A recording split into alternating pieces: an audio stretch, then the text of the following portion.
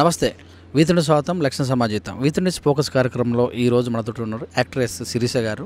మరి గత 8 సంవత్సరాల నుంచి తను ఎన్ని సినిమాలు చేశారు, తన పైన జరిగినటువంటి అవాంఛనీయ సంఘటనలు ఏంది, అసలు ఈ ఫీల్డ్లో రాణించాలంటే ఆ పని చేయాలన్నా కంపల్సరీ, అలా చేస్తేనే వస్తాయా అనే విషయాలపైన వారితోటి అడిగి సుదీర్ఘంగా చర్చిద్దాం. నమస్తే అండి. నమస్తే అండి. ఎలా ఉన్నారు? ఇదిగో మీరు చూస్తున్నారుగా ఇలా ఉన్నాను. నాకైతే బాగానే ఉన్నారనిపిస్తుంది. మామూలుగా చూస్తేనే బాగుంటాం కాదండి, మనిషిని చూస్తున్నారు కదా మీరు. ప్రజెంట్ ఏంటంటే బయట లుక్ అన్నది కాదు, లోపల మనస్తత్వం ఎలా ఉంటున్నారు, ఏంటి వాళ్ళ వ్యక్తిగత జీవితం అన్నది ఏంటనేది ఇంపార్టెంట్. మెయిన్ నా జీవితంలోకి వచ్చేసరికి నేను ఎన్నో ఒడిదుడుకులు ఎదుర్కొంటూ వచ్చాను. ఇంతవరకు మ్యాక్సిమం నేను ఒక 50 మూవీస్ చేశాను. అసలు మీ ప్రాపర్ ఎక్కడ, ఇక్కడికి ఎప్పుడు వచ్చారు? ఓకే, మాది వచ్చి రాజమండ్రి, నెగిటివ్ ప్లేస్. నాకు ఈ ఇండస్ట్రీలోకి రాణించాలని ఒక ఆతృతతోటి నేను 10th క్లాస్ చదువుతున్న టైంలో నుంచే నేను ఇండస్ట్రీకి వచ్చేసాను. ఎందుకు మీరు ఇండస్ట్రీ వైపు మొగ్గు చూపారు? మీ ఇంట్లో ఎవరైనా ఉన్నారా, లేకపోతే ఆర్టిస్టులు ఎవరైనా ఉన్నారా, లేకపోతే ఎందుకు ఏ మోజుతోటి వచ్చారు? మా ఇంట్లో ఎవరు లేరండి. ఏంటంటే నాకు స్టార్టింగ్ నుంచి యాక్టింగ్ అంటే చాలా ఇంట్రెస్ట్. మా ఇంట్లో నాకు చిన్నపిల్లల్ని నేను పోగేసుకుని నేను యాక్ట్ చేయడం, నేను ఒక ఆమ్ని గారిలా ఫీల్ అయిపోవడం, ఆవిడ క్యారెక్టర్లు చేయడం, నాకు అలా ఇంప్రెస్ అయ్యి నేను రావడం జరిగింది ఇండస్ట్రీకి. అంటే సినిమాలు బాగా చూసేవాళ్ళ? టీవీలో వేస్తూ ఉండేవారు, చూసేదాన్ని. సాంగ్ వేస్తే డ్యాన్స్ చేసేదాన్ని. క్యారెక్టర్ అయితే ఒక హీరోయిన్, ఒక ఆవిడకిలా ఫీల్ అయిపోయేదాన్ని. బట్ చూసిన మూవీలోంచి ఆవిడకిలా ఫీల్ అయిపోయి, బట్ ఇంట్లోంచి చెప్పా చేయకోకుండా ఇలా వచ్చేసి అవకాశాల కోసం ఒక ఫ్రెండ్ సహాయం తీసుకుంది. మా ఫ్రెండ్ ఒక జూనియర్ ఆర్టిస్ట్గా ఉండేది అప్పుడు. తను రూమ్కి జాయిన్ అయ్యి నేను వెళ్ళేదాన్ని. అంటే ఇంట్లో చెప్పకుండానే హీరోయిన్ కావాలని వచ్చేసారు? స్టార్టింగ్ అయితే నేను చెప్పలేదండి, పారిపోయి వచ్చాను నేను. ఆ తర్వాత మరి వెతకటం, తీసుకెళ్ళటం, మీ ఇంటికాడికి తీసుకెళ్ళటం, తిట్టడం ఇలాంటివి ఏమన్నా? కామనే కదా, ఉంటుంది కదా. కాకపోతే ఇష్టంతో వచ్చిందాన్ని, వాళ్ళు ఇంకేమీ చెప్పినా లెక్క చేయలేదు. ఆమెని నిన్న చూసే వచ్చారు, లేకపోతే హీరోలు ఎవరైనా ఇష్టపడి? నాకు ఇంప్రెషన్ హీరోతోటి చేయాలి, హీరో బాగున్నాడు, హీరోతోటి కంపల్సరీ అన్న ఏమైనా వచ్చారు? నేను అలా ఏం లేదు, నాకు యాక్టింగ్ స్కిల్ తోటి వచ్చాను నేను. ఆమె గారిని ఇంప్రెషన్గా తీసుకుండి క్యారెక్టర్స్ చేయాలి, మనం ఒక ఆర్టిస్ట్గా వెదగాలి అన్ని ఆలోచనతోనే వచ్చాను నేను ఇండస్ట్రీకి. అంటే మరి మీకు ఎవరు పరిచయం లేదు కదా ఇక్కడ? కానీ నా ఫ్రెండ్ ఒకరిని పరిచయం చేసింది, ఇంకా అలా పరిచయం అయిపోయాను నేను. ఏంటంటే ఫస్ట్ ఒక ఆఫీస్కి తీసుకెళ్ళారు, ఈ అమ్మాయి క్యారెక్టర్ పని చేస్తుందంటే ఒక ఐటమ్ సాంగ్ పనికి వస్తుంది అనుకున్నారు. ఐటమ్ సాంగ్ ఫిక్స్ చేసుకున్నారు. అక్కడ ఒక మా కొరియోగ్రాఫర్ని నాకు ఇంట్రడ్యూస్ చేసి, కొంచెం డ్యాన్స్ నేర్చుకోమ్మా, హైట్ వెయిట్ ఉన్నావు కాబట్టి మీకు సాంగ్స్ బాగుంటుంది, ప్రైవేట్ సాంగ్ అది కూడా ఆమ్ని గారే అనుకున్నారు లీడ్కి. నేను చాలా హ్యాపీగా ఫీల్ అయ్యాను. బట్ ఐటమ్ సాంగ్స్కేనా అంటే హీరోయిన్గా ఏమన్నా? అంటే ఐటమ్ సాంగ్ నేను ఫస్ట్ డిసైడ్ అవ్వలేదండి, హీరోయిన్ అని కూడా నేను డిసైడ్ అవ్వలేదు. క్యారెక్టర్ కోసం జూనియర్ ఆర్టిస్ట్గా చేశాను. 500 రూపాయలు రెమ్యునరేషన్ తీసుకుంటే బ్యాక్గ్రౌండ్ ఆర్టిస్ట్గా ఒక కానిస్టేబుల్ వేషం వేసాను. నర్సు ఆలీ గారు బ్రదర్తో కైమ్ గారు ఆయన సరసన నర్సు వేషం వేసాను. కొన్ని మళ్ళీ ఆయన సరసన ఒక ఐటమ్ సాంగ్ చేశాను. అలా చేసుకుంటూ వచ్చాను. అవకాశాలు ఎందుకు రాలేదు? చూస్తుందిగా మీరు, అదే ఒక హైట్ వెయిట్ అంతా ఉన్నారు కదా. నేను చేశాను చాలా మంచి మంచి కాంబినేషన్లు వాళ్ళతో చేశాను. ఆకాష్ గారితో హీరోయిన్గా చేశాను, రాజా గారితో చేశాను, శివాజీ గారితో చేశాను. హర్రర్ మూవీ ఒక మూవీ చేశాను హీరోయిన్గా. 4-5 పిక్చర్స్ హీరోయిన్గా చేశాను. ఐటమ్ సాంగ్స్ చేశాను. చక్రి గారితో చేశాను ఐటమ్ సాంగ్. కొన్ని పెద్దవాళ్ళతో చేశాను, రామరెడ్డి గారితో చేశాను. బట్ వీళ్ళందరితో కూడా చేసుకుంటూ వస్తున్న మంచి గ్రిప్ టర్నింగ్ మూమెంట్లోని ఒక నువ్విలా అనే ఒక మూవీ చేశాను. అందులోని ఒక మంచి క్యారెక్టర్ చేశాను. అందులోని అక్కడ నాకు రవిబాబు పరిచయంతో అలా ఫ్రెండ్షిప్ మొదలైంది. ఆ ఫ్రెండ్షిప్తో ఆయనకి నాకు అంత ఎప్పుడు హాయ్ అంటే హాయ్ అన్నట్టుగానే ఉండేవాళ్ళు. జస్ట్ చాటింగ్స్లోని వల్గర్టీగా మెసేజ్లు పెట్టడం, నువ్వు అంటే పరిచయం అయిపోయినా ఒక 6 months తర్వాత నేను ఆయన్ని పట్టించుకోలేదు. నేను వేరే మూవీస్లో బిజీ అయిపోయాను. తర్వాత నేను మళ్ళీ తర్వాత హాయ్ అని పెట్టుకుని మాట్లాడుకోవడం జరిగింది. కొన్ని మెసేజ్లు నాకు అవకాశం ఇవ్వమని నేను అడగడం జరిగింది. మీరు ఆయన చేస్తుంటారు కదా డైరెక్టర్. తర్వాత అగైన్ నెక్స్ట్ మూవీలో నాకు అవకాశం ఇవ్వండి సార్ అది ఇదంటే అప్పుడు ఆయన ఇంకా నెగిటివ్ స్టార్ట్ చేశారు. ఎప్పుడు వస్తావు, ఎంత తీసుకుంటావు, ఏంటి నీ రేట్ ఎంత, నువ్వు నా పక్కలోకి రాకపోతే నీ ఇంటికి పోలీసు వాళ్ళు పంపిస్తాను, అలా బెదిరించడం జరిగింది. ఇవన్నీ కూడా రికార్డు ఉందా మీ దగ్గర? 100% మీకే చూపిస్తాను లైవ్లో. ఇప్పుడు ఇవన్నీ కూడా మీరు స్టోర్ చేసి పెట్టుకోరు. ఎన్ని రోజులు అవుతుంది ఈ ముచ్చట జరిగి ఈ సమాచారం? ఇది జరిగి దాదాపు 2 years అవుతుందండి. 2 years అవుతే నేను ఇంక అక్కడితో కట్ అయిపోయాను. బట్ ఈయనేమో పోలీసు వాళ్ళని పంపిస్తాను నీ ఇంటికి ఒక వల్గారిటీ లాంగ్వేజ్ వాడిన వ్యక్తితో నాకెందుకు అనుకుండి నేను సైలెంట్ అయిపోయాను. బట్ అక్కడి నుంచి నాకు అవకాశాలు తగ్గుతూ వచ్చినాయి.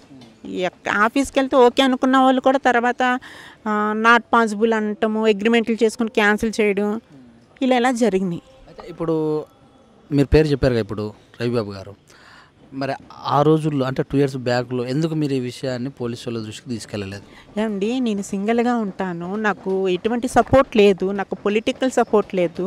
బట్ నేను ఏం చేయగలనండి సింగిల్గా? అప్పుడు నేను ఇండస్ట్రీలో రాణించాలనుకుంటున్నాను. పలానా వాళ్ళ దగ్గర నుంచి అవకాశాలు తీసుకోవాలనుకున్న టైంలోని నేను వాళ్ళని కాలర్ పట్టుకుని ఎలా అడగలుగుతానండి? బట్ నేను డేర్ చేయలేకపోయాను. నాకు అంత కొంతమంది కాలర్ పట్టుకునే వాళ్ళు ఉంటారు, తిడితే తుడుచుకుపోయే వాళ్ళు ఉంటారు, రకరకాల మనస్తత్వం కలిగిన వ్యక్తులు ఉంటారు. అంటే ఓకే, అవకాశాల కోసం నేనైతే తప్పు చేయలేదు కదా అన్నాడు కదా, ఆయన ఉద్దేశంలో అలా ఉండిపోతారా అనుకున్నారు, అంతేనా? అంతే, ఓకే. కానీ ఏమో నాకు ఇతనని ఎందుకు అనుకున్నా, మనం మాట్లాడలేదు, ఇంకా అయిపోయింది అనుకున్నా. బట్ ఇంత ప్రభావం నా మీద పడుతుందని నేను ఎక్స్పెక్ట్ చేయలేదండి. మీరు అవకాశాల కోసం పడుకోవాల్సిన అవకాశం కూడా వచ్చింది, అయినా కూడా నాకు అవకాశాలు రాలేదని చెప్పుకుంటూ వచ్చారు. నిజమేనా? ఇందులో వాస్తవం ఎంత? షూర్ అండి. కొంతమంది అగ్రిమెంట్లు చేసుకుండి పడుకుండి క్యారెక్టర్లు ఇస్తానన్న వాళ్ళు కూడా ఉన్నారు. ఇప్పుడు కొంతమంది ఏంటంటే ఇందులో 50-50 డైరెక్ట్ కాల్ చేసి పిలిపించిన వాళ్ళు, నాకు అవకాశం ఇచ్చిన వాళ్ళు దేవుళ్ళు ఉన్నారు ఇండస్ట్రీలో. అలా అందరినీ తప్పు పట్టను.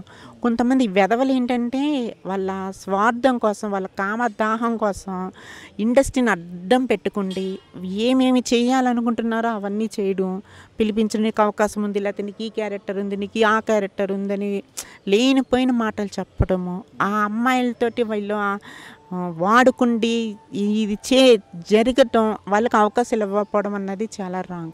ఎందుకంటే నా లైఫ్లో అయితే నేను చూశాను. ఇదే లైఫ్లోని నాలాంటి అమ్మాయిలు ఎంతోమంది ఇండస్ట్రీ మీద మోజు కోసం వచ్చేస్తున్నారు. బట్ రాత్రికి వెలిగి పెద్ద హీరోయిన్ అయిపోవాలి, దర్బార్ చేయాలని వస్తున్నారు. కానీ ఇందులో ఒడిదుడుకులు ఎదుర్కొంటే కానీ తెలియదండి.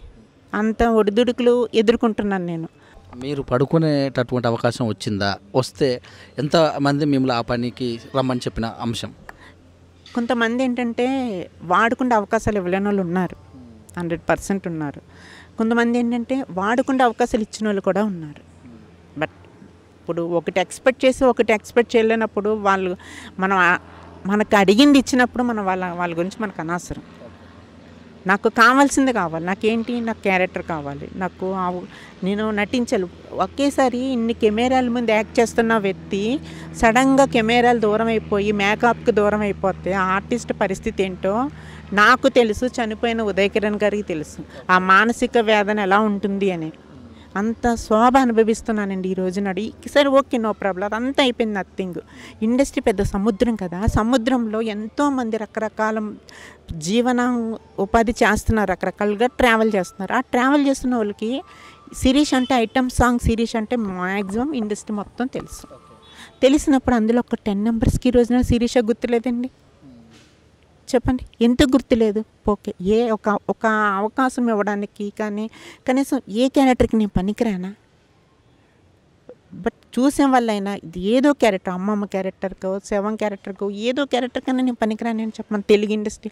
ఎందుకని తెలుగు వాళ్ళకి అవకాశాలు ఇవ్వట్లేదు? నార్త్కే షిఫ్ట్ అయిపోతున్నారు. అంటే నార్త్ వాళ్ళు తీసుకొచ్చింది, వాళ్ళు చేసిన మేము డబ్బింగ్ చెప్తే, తెలుగు వాళ్ళు డబ్బింగ్ చెప్తేనే నార్త్ వాళ్ళు హైప్ అవుతున్నారు. మరి తెలుగు వాళ్ళకి ఎందుకు అవకాశాలు ఇవ్వట్లేదు? అంటే వాడుకోవడానికేమో తెలుగు వాళ్ళు కావాలి, విచ్చలవిడిగా బిహేవ్ చేయడానికేమో క్యారెక్టర్లు ఇస్తామన్న పేరుతోటేమో వాళ్ళు ఇష్టాసరైన రాజ్యంతో ఉండటంతో మాకనేది అవకాశాలకేమో నార్త్కి వెళ్ళి వాళ్ళ పర్సనల్స్ కానీ వాళ్ళు కానీ వేరే వాళ్ళని తీసుకొచ్చి పెట్టుకుంటున్నారు. అలా ఎందుకు? మీరు ఏదైతే ప్రామిస్ చేస్తారో ఇస్తే ఇస్తామని, లేకపోతే ఇవ్వమనో కన్ఫర్మ్గా చెప్పేయండి. దయచేసి వాడుకుంటే చీట్ చేసి అలాంటి పరిస్థితి మాత్రం మన తెలుగు ఇండస్ట్రీకి తీసుకురాకూడదని అనుకుంటున్నాను నేను అన్న క్వశ్చన్ ఏంటంటే, మిమ్మల్ని ఖచ్చితంగా పడుకుంటే ఇస్తాను అని ప్రొడ్యూసర్స్ కానీ డైరెక్టర్లు కానీ పోనీ హీరోలు కానీ ఎవరైనా అన్నారా? అలా అనుకుంటే మీకు ఆ సందర్భం ఎన్నిసార్లు వచ్చింది? ఛాన్స్ ఎందుకు ఉంటుందండి? మనం కావాలని వెళ్ళాలి తప్పితే హీరోలకి వాళ్ళకి ఏంటంటే వాళ్ళు ఒకళ్ళు సెలెక్ట్ చేస్తేనే వచ్చిన వ్యక్తి హీరో. బట్ వాళ్ళకి ఆ ఛాన్స్ లేదు. ఏంటంటే మనం ఒకవేళ ఫ్రెండ్స్ అయ్యి మనం వీళ్ళు కమిట్ అవుతే అది వాళ్ళ వ్యక్తిగత విషయం. అయితే ప్రొడ్యూసర్స్ అంటే ఉంటారండి రకరకాలుగా. ఇండస్ట్రీ మిమ్మల్ని ఎంతమంది రమ్మన్నారు, మిమ్మల్ని ఎంతమంది వాడుకున్నారు డైరెక్ట్? ఉండమైతే ఉన్నారండి, ఒక 20 మెంబర్స్ ఉంటారు. నన్ను వాడుకుంటే నాకు అవకాశాలు ఇచ్చిన వాళ్ళు ఉన్నారు, ఇవ్వలేని వాళ్ళు కూడా ఉన్నారు. నన్ను వాడుకోవడానికి ఉపయోగిస్తానని చెప్పి ఇప్పుడు ఈ రోజున అవకాశం అన్నది నాకు ఇవ్వకోకుండా వేరే వాళ్ళకి ఇస్తున్న ప్రొడ్యూసర్స్ ఉన్నారు. 20 మెంబర్స్ ఇలా చేయాల్సి వచ్చింది అన్నారు కదా, మరి వాళ్ళు ఇప్పుడు ఎలా ఉన్నారు? వాళ్ళు ఎడమోహం ఏమైనా వేస్తున్నారా, లేకపోతే అవకాశాలు ఏమన్నా? అంతే కదండి. ఇప్పుడు ఏంటంటే ఇప్పుడు మరీ నేను ఇలా ఇంటర్వ్యూలు ఇస్తున్నా కానీ నుంచి నేను ఎవరో తెలియదు, ఈ అమ్మాయి ఎవరో మాకు తెలియదు, మాకు సంబంధం లేదు, ఇండస్ట్రీకి సంబంధం లేనట్టు బిహేవ్ చేస్తున్నారు. ఇది ఎంతవరకు న్యాయం? ఇంటర్వ్యూలు ఇస్తుందో ఎందుకు తన ట్రబుల్ పడుతుందో, తన ఆవేదన ఏంటని ఒక్కసారన్నా ఇండస్ట్రీ వాళ్ళు పిలిచారా? మమ్మల్ని పిలవలేదు. అంటే చూస్తా అంటే ఏం చేస్తుంది, పోతుంది. గతంలో శ్రీరెడ్డి అంటే గుడ్డలు ఎవరో తీసుకుంది, ఉంది, అమ్మాయి ఏదో చేసింది, పోయిందిలే అని అనుకుంటున్నారు. ఇది ఎంతవరకు న్యాయం అండి? మీరు అప్పుడు ఎందుకు రాలేదు ఈ అంశం పైన? శ్రీరెడ్డి గారు వచ్చినప్పుడు మంచి క్వశ్చన్ అడిగారు. అప్పుడు ఎందుకు రాలేదంటే ఆ రోజు శ్రీరెడ్డి నేను తప్పు పట్టాను. ఈ అమ్మాయి ఇలా వెళ్ళి బట్టలు ఓపెన్ చేసుకుని ఉండటంతో పరువు తీసినట్టు, ఇది చాలా రాంగ్ అని నేను చాలా తప్పు పెట్టాను శ్రీరెడ్డిని. తర్వాత ఇప్పుడు ఏమనిపిస్తుందంటే శ్రీరెడ్డి చేసింది రైట్. ఎందుకంటే అప్పటికే ఆవేదన కూడా వ్యక్తం చేస్తుంటే అమ్మాయి ఆవేదన అలా తెలిపినప్పుడు కూడా ఆమెను కూడా పట్టించుకోకుండా ఆవిడకి కూడా అవకాశాలు లేకోకుండా చేయడం. బట్ అదే లైఫ్, అదే కంటిన్యూటీ సీరియస్గా జీవితంలో కూడా వచ్చిద్దని నేను అనుకోలేదు, ఊహించుకోలేదు. బట్ వచ్చింది. నేను ఎలా చేయను, ఏం చేయను? ఇంకొంది నా ప్రాణం. ఏంటి ఇంటికి వెళ్ళిపోయి ఏమన్నా పని చేసుకుని బతకమంటారా? ఏం పని చేసుకొని ఇన్ని సినిమాలు చేసి ఇలా చేసి నాకు చిన్న వర్క్ చేయడానికి ఎలా ఉంటుంది? బట్ నేను హై స్టడీ చదవలేదు. చదివితే పని బహుశా ఏదైనా జాబ్ చేసుకుంటే దాన్నేమో, అది లేదు. బట్ మ్యారేజ్ చేసుకుందాము ఎవరన్నా అనుకుంటానికి కెమెరా ముందు ఓపెన్ చేసి ఐటమ్ సాంగ్స్ చేసి ఎక్స్పోజింగ్లు చేసి ఒక హోమ్లీ క్యారెక్టర్ చేసినా ఎవరొకరు ఇష్టపడి చేసుకుంటారు. బట్ ఐటమ్ సాంగ్లు చేసిన అమ్మాయిని ఎవరు ఇష్టపడరు. ఇండస్ట్రీయే ఉండటమే కొంచెం బ్యాడ్ ఒపీనియన్ ఉంది. ఇప్పుడు హౌస్కి రెంట్కి కూడా ఇవ్వట్లేదు ఇండస్ట్రీ పీపుల్ అంటే. బట్ ఆ విధంగా వెళ్తుంది ఇండస్ట్రీ. ఇప్పుడు నా ఆవేదన అంతా నార్త్ నుంచి తెచ్చుకుంటున్నారు. ఎందుకు తెలుగు వాళ్ళకి ఫుడ్ పెట్టుకోకుండా నార్త్ వాళ్ళకి పెట్టాల్సిన పని ఏంటి?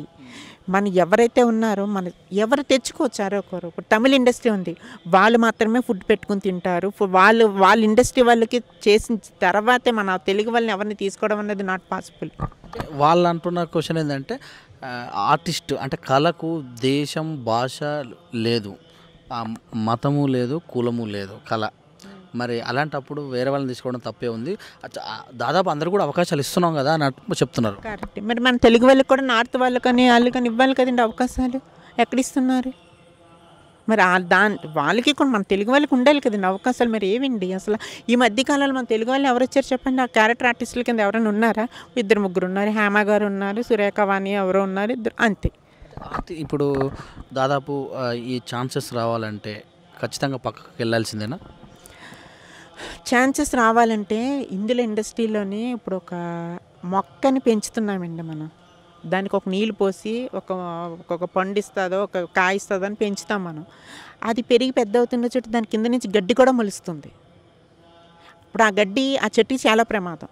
అది కానీ పీకపోతే ఆ చెట్టే ప్రమాదం. బట్ ఇండస్ట్రీలో కూడా అలాంటి కలుపు మొక్కలు కానీ ఎవరైతే గడ్డి పరకలు కానీ ఉన్నారో వాళ్ళని వేరి పారేయండి. తర్వాతే ఇప్పుడు మంచి ఇండస్ట్రీ, మన తెలుగు ఇండస్ట్రీ మంచిది, గుడ్, హ్యాపీగా మా పిల్లల్ని పంపించవచ్చు, మా పిల్లలతోటి హ్యాపీగా సినిమాలు తీయచ్చు, హ్యాపీగా హౌసెస్ వాళ్ళకి రెంట్కి ఇవ్వచ్చు అన్న పేరు తీసుకురండి. హీరో వాళ్ళ అమ్మాయిలు కూడా మరి వచ్చారు కదా, అది వాళ్ళ ప్రొఫెషన్. వాళ్ళు ఏంటంటే వాళ్ళు సపోర్ట్ తోటి వాళ్ళు వచ్చారండి. వీరు ఎందుకుంటారండి? వాళ్ళు ఆల్రెడీ సపోర్ట్ ఉన్న వాళ్ళకి అవసరం ఏముంటుంది చెప్పండి? చిన్న చితక వాళ్ళు వస్తే మాత్రం కంపల్సరీ ఎక్కడో చోట ఎవ్వరు నాలాంటిది నార్మల్ పర్సన్ బయట నుంచి వచ్చిన అమ్మాయి అయితే నేను పడాల్సిన ప్రాబ్లమ్స్ బహుశా పడతారో పడరో దేవుడికే తెలియాలి.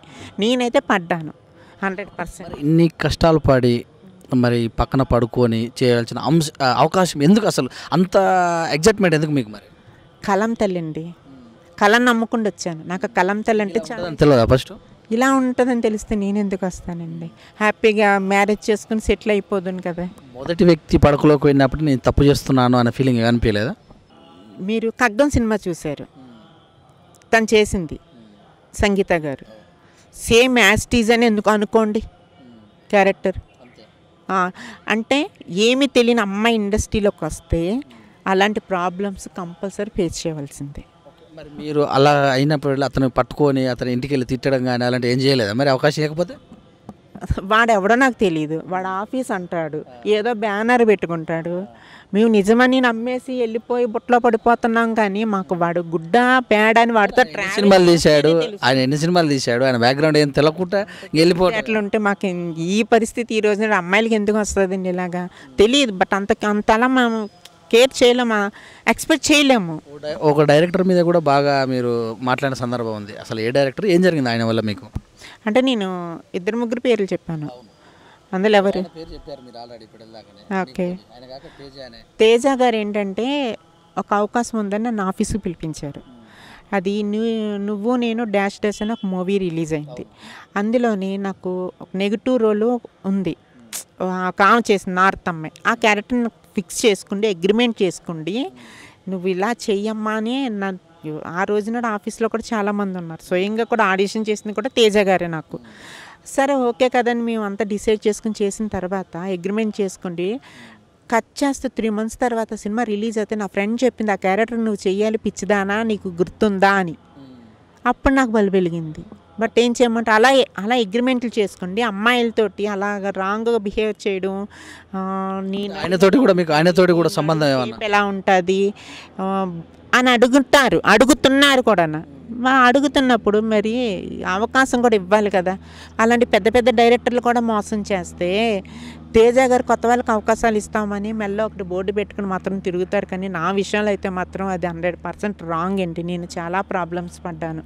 ఎందుకంటే ఈ రోజు నాడు తెలుగు ఇండస్ట్రీ నాకు ఒకప్పుడు ఫుడ్ పెట్టింది, నేను తప్పు పట్టాలని అనట్లేదు. కానీ ఎవరైతే వెధవలు కట్ట ఉన్నారో, నా పట్ల రాంగ్గా బిహేవ్ చేశారో, ఈ రోజు నాడు పట్టించుకోలేనట్టు ఉంటున్నారు, నేను వాళ్ళ గురించి మాత్రమే అంటున్నాను, వాళ్ళనే ఎక్స్పెక్ట్ చేస్తున్నాను అంతే. వాళ్ళ పేరు చెప్పగలరా? చెప్పేశాను. ఇంకేంటండి, ఇంకేమన్నా?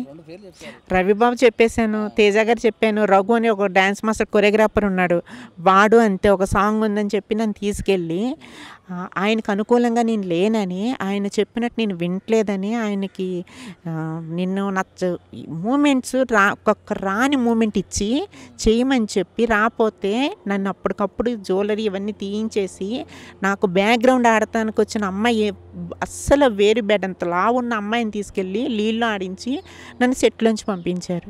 అది ఎంతవరకు రైట్? డ్యాన్స్ చేయకపోవడమేనా లేకపోతే మీరేమన్నా?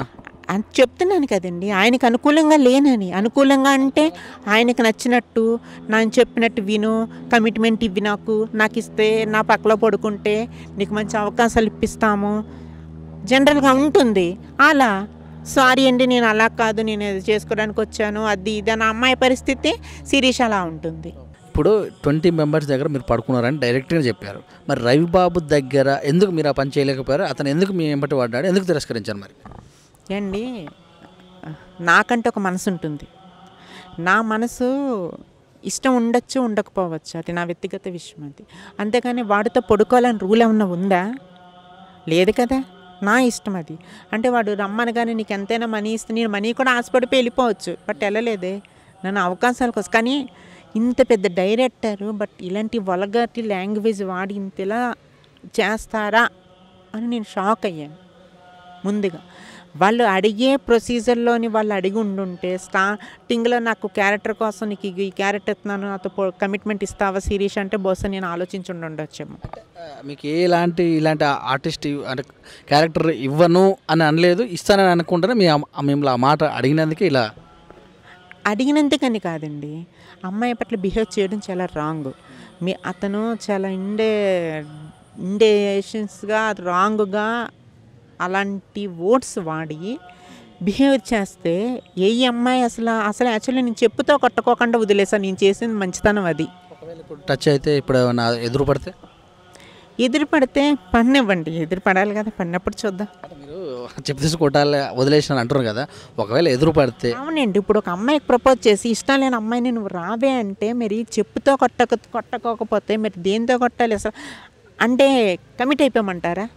చెప్పండి, మీరే చెప్పండి పని. ఏమంటున్నా అంటే ఎదురు పడితే అంటున్నా. అలా ఎలా వేస్తారండి మీరు క్వశ్చన్? అది నా వ్యక్తిగత విషయం. నాకు ఇష్టం లేని పని చేస్తున్నప్పుడు, ఇష్టం లేని క్వశ్చన్ అని నన్ను అడిగినప్పుడు నేను 1,00,000 అంటాను. వాడు యాక్సెప్ట్ చేయాల్సిందే.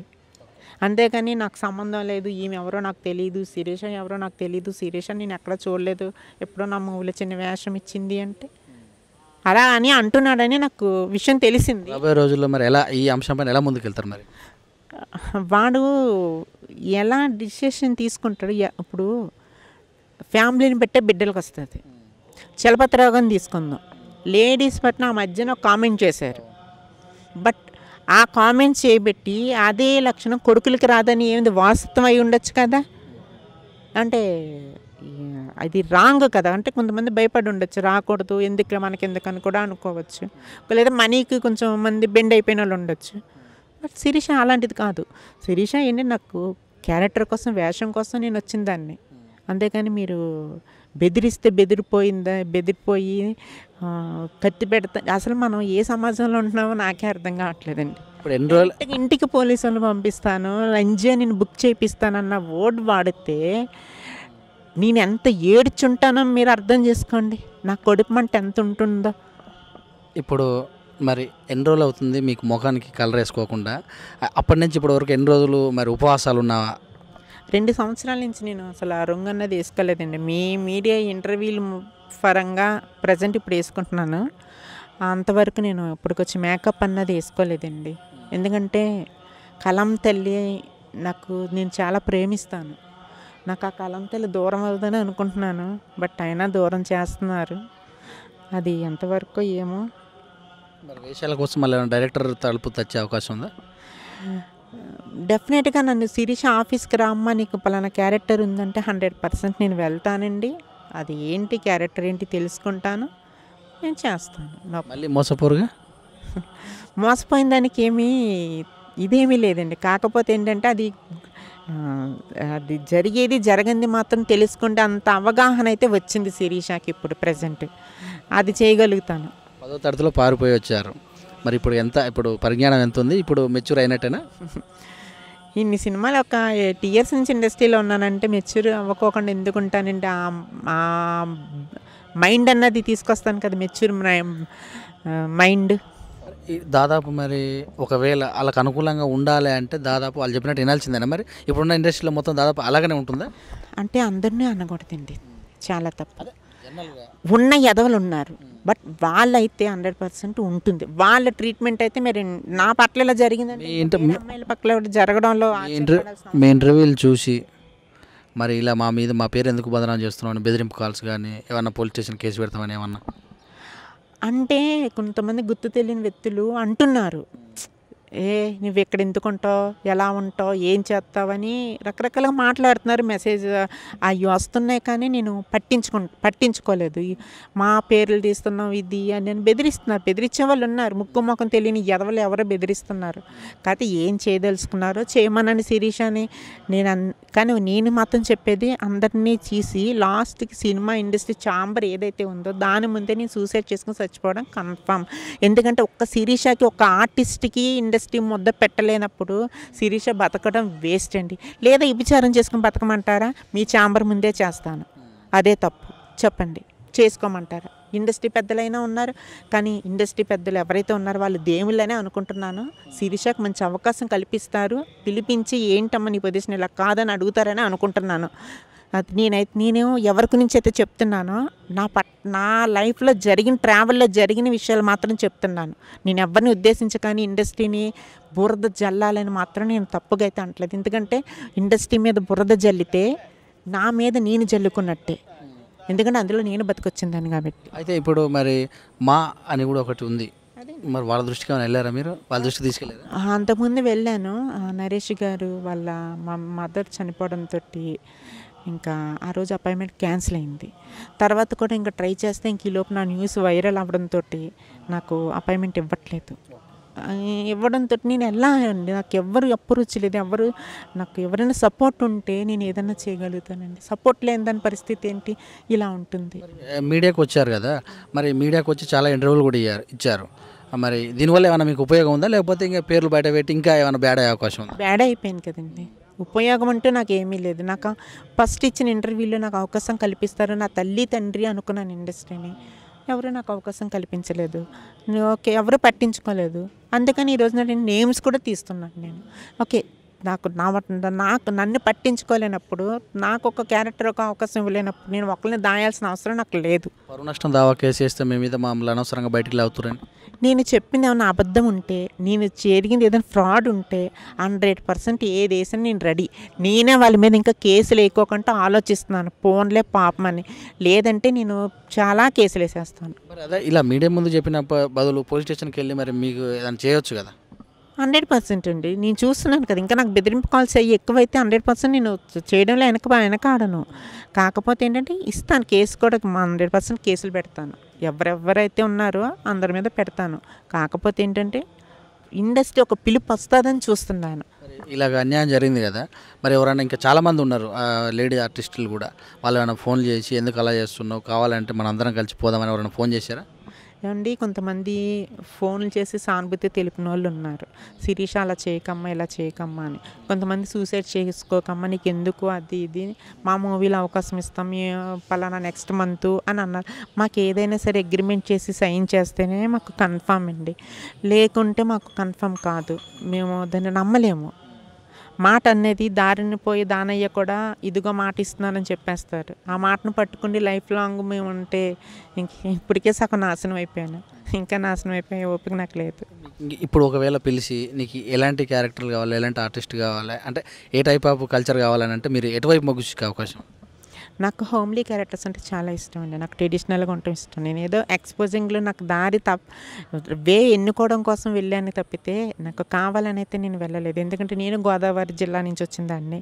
అక్కడి నుంచి చాలామంది క్రియేటివ్ డైరెక్టర్స్ కానీ ప్రొడ్యూసర్స్ కానీ మన సైడ్ నుంచి వచ్చి పెద్ద పెద్ద హిట్లు ఇచ్చి సెటిల్ అయిన వాళ్ళు ఉన్నారు. బట్ వాళ్ళు కూడా మన సైడ్ అమ్మాయి తనకి ఇద్దామని మనసులో వాళ్ళకి కూడా కలగాలి, మీరు కలగట్లేదు. ఇప్పుడు ఏమైనా సంపాదించారా? సంపాదించి మొత్తం పోయిందా? ఇప్పుడు ఎలా ఉంది పరిస్థితి? సంపాదించినంత ఎప్పుడో పోయిందండి. ఇప్పుడు ఏంటంటే బట్ ఏదో ఒక ఫ్రెండ్ తెలిసిన అమ్మాయి ఉంటే తను కొంచెం ఫైనాన్షియల్గా కొంచెం హెల్ప్ చేస్తుంటే ఏదో ఫుడ్ ఒక ముద్ద తింటున్నానండి. అయితే ఇప్పుడు మరి మొత్తం పోయింది అంటారు కదా, మరి ఎందుకు దాచుకోలేకపోయారు? ఎటువైపు మరి అంటే కార్లలో కూడా తిరిగారు, కార్లలో తిరిగితేనే ఆర్టిస్ట్గా గుర్తిస్తారా అన్నారు కదా. 4-5 కార్లు కొన్నాను, అమ్మేశాను, అన్నీ చేశానండి. మీరు ఇండస్ట్రీలో అడగండి, సిరీస్ చాలా రిచ్గా ఉండేది. బట్ అలాంటిది ఈ అవకాశం లేకపోవడం అనేది, ఏదైనా అవకాశం వస్తేనే కదా మేము ఫైనాన్షియల్ పెట్టుకుని కార్ తీసుకున్నాను. నాకు జాబ్ ఉంటే కట్టుకోగలుగుతాను, లేకపోతే నేను కట్టుకోలేను. సో అలాగే ప్రొసీడ్ అయిపోయి చేశాను. బట్ ఎవరు లాస్ట్కి పట్టించుకోవట్లేదు. అది ఎందుకనంటే నాకు తర్వాత తెలిసింది, ఇలా కొంతమంది ఉన్నారు కదా రవిబాబు లాంటి వాళ్ళు నా మీద బురద జల్లుతున్నారన్న విషయం నాకు అప్పుడు తెలిసింది. జనరల్గా ఒక హీరోలు అయితేనేమో 60 ఏళ్ళు వచ్చినా సరే ఇంకా వాళ్ళు హీరోలకు కొనసాగుతారు. హీరోలు అయితే 2-3 సినిమాలు తీసి వెళ్ళిపోతున్నారు, వాళ్ళకి అవకాశాలు ఇంకా వస్తలేవు. ఎవరో కొద్ది గొప్ప వాళ్ళు మళ్ళీ అత్తగానో అమ్మగానో వస్తున్నారు. మరి ఇలాంటి వాళ్ళు ఎవరు కూడా మరి మీలాగా ఇట్లా జరగలేదు అని చెప్తారు. మీకు అవకాశం లేకపోవడం వల్ల అంటారా, లేకపోతే మీకు ఇంకా ఏదైనా సరే చేయాలనే ఉద్దేశంతో ఉన్నారా? ఇప్పుడు నిండా ములినొలికి ఏంటండి, బట్ ఏ క్యారెక్టర్ ఇచ్చినా చెయ్యాలని అనుకుంటాము. ఇప్పుడు నాకు హీరోయిన్గా ఇవ్వండి, నేను హీరోయిన్నే, నాకు అదే ఇవ్వండి అంటే అవ్వదు, నథింగ్. మనం ఆర్టిస్ట్గా మనం మొదలు పెడితే చచ్చిపోయేంత వరకు చేయొచ్చు. నూతన్ ప్రసాద్ గారు కాళ్ళు లేకపోయినా ఎన్ని సినిమాలు యాక్ట్ చేశారండి. ఎందుకంటే అప్పట్లో అద్భుతమైన డైరెక్టర్లు ఉన్నారు కాబట్టి, ఇచ్చిన వాళ్ళకి ఇవ్వాలి అవకాశం అనుకున్నారు కాబట్టి ఇవ్వగలిగారు, వాళ్ళు చేయగలిగారు. బట్ ఇప్పట్లో ఉన్న డైరెక్టర్లు కొత్త వాళ్ళకి ఇప్పుడు అవకాశం మరి ఒక ఆర్టిస్ట్ని పెట్టుకుని చేసి మళ్ళీ ఆ ఆర్టిస్ట్కి అవకాశం ఇవ్వాలంటే ఇవ్వట్లేదు. ఏంటంటే వేరే వాళ్ళు చూస్తే వాళ్ళైతే మేము చెప్పినట్టు వింటారనో అనుకుంటారో ఏమో, కానీ అది చాలా రాంగ్ అండి. ఎవరైనా డైరెక్టర్లు ఇప్పుడు వచ్చే అప్కమింగ్ డైరెక్టర్, కొత్త డైరెక్టర్లు కానీ కొత్త ప్రొడ్యూసర్స్ కానీ నేను చెప్పదలుచుకున్నది ఒకటే, దయచేసి లాంగ్ ఇవ్వండి. ఇచ్చే అమ్మాయిలకి క్యారెక్టర్లకి మంచి మంచి క్యారెక్టర్లు ఇవ్వండి మన తెలుగు వాళ్ళకి. అయితే ఇప్పుడు మరి ముంబై వాళ్ళు కానీ పక్క రాష్ట్రం వాళ్ళు చేసినంత మరి మీరు చేయలేకపోతారా నిజంగా? ఈ బికినీలు డ్రెస్సులు ఇలాంటివి ఏమన్నా మీకు ఇంట్రెస్ట్ లేదా మరి ఈ ఫీల్డ్లో? ఏమండి, చేయలేకపోవడం అంటూ జరగదండి. ఇప్పుడు నాకు ఇష్టంతో వచ్చాను ఫీల్డ్కి, దానివల్ల నేను ఎక్స్పోజింగ్లు చేశానా, కొంతమంది పక్కలో పడుకున్నానా, ఏవేవో చేశాను. బట్ ఎందుకని నాకు ఇష్టమయ్యి. అలాగే నాకులాంటి అమ్మాయిలు కూడా చాలామంది అందంతో ఉండి, ఇప్పుడు టిక్ టాక్ అని కొత్త యాప్ ఒకటి వచ్చింది, అందులో ఎంతమంది లేరండి అద్భుతమైన పర్ఫార్మెన్స్ ఇచ్చేవాళ్ళు ఉన్నారు. బట్ అందులో సెర్చ్ చేసి మన తెలుగు వాళ్ళకి ఎందుకు ఇవ్వరండి? ఇప్పుడు షార్ట్ వేసుకోవాలంటే వేసుకోరా? ఇప్పుడు కానీ ఒకటి క్యారెక్టర్ కావాల్సింది మాత్రం చేస్తే డెఫినెట్గా చేస్తా. క్యారెక్టర్ లేకోకుండా ఆ సీన్ లేకోకుండా ఆ డ్రెస్ వేసుకో అమ్మ నువ్వు స్విమ్మింగ్ పూల్ డ్రెస్ వేసుకో అంటే మన తెలుగు వాళ్ళు చెప్పుతూ కొడతారు. మీరు చెప్పిన అంశం ఏంటంటే ఇక్కడ మిమ్మల్ని ఎవరైతే బ్యాడ్ చేశారో వాళ్ళు చెప్పారు. అయితే మీతోటి మంచిగా చేసిన వాళ్ళు కూడా ఉన్నారు కదా, వాళ్ళెందుకు వస్తలేరు మీకు అవకాశాలు? మరి ఉన్నారు, హరిశంకర్ గారు ఉన్నారు, నాకు రామయ్య వస్తా వేయాలో మంచి అవకాశం ఇచ్చారు, ఆయన మంచి డైరెక్టర్ గారు. నాకు ఉన్నారు చాలామంది మంచి డైరెక్టర్స్ ఉన్నారు. ఇప్పుడు పోసాని కృష్ణమురళి గారు ఉన్నారు, దుశ్శాసన శ్రీకాంత్ గారితో చేశాను. ఇచ్చేగలు మంచి డైరెక్టర్లు ఉన్నారు. బట్ వాళ్ళు కూడా నన్ను గుర్తించట్లేదంటే అది ఇంకా దేవుడికే తెలియాలి. ఒకవేళ మరి ఇప్పుడు ఇండస్ట్రీలోకి వచ్చే ఆడవారికి ముఖ్యంగా తెలుగు రాష్ట్ర వాళ్ళకి ఏం చెప్తారు? ఇప్పుడు మన తెలుగు వాళ్ళకి ఎవరైతే ఉన్నారో రండి, అద్భుతంగా అవకాశాలు ఇస్తారు వాళ్ళు. ఎవరు మన తెలుగు వాళ్ళు కానీ వాళ్ళకి మంచి అవకాశాలు ఇస్తే వాళ్ళు డెఫినెట్గా ప్రూవ్ చేసుకుంటారు.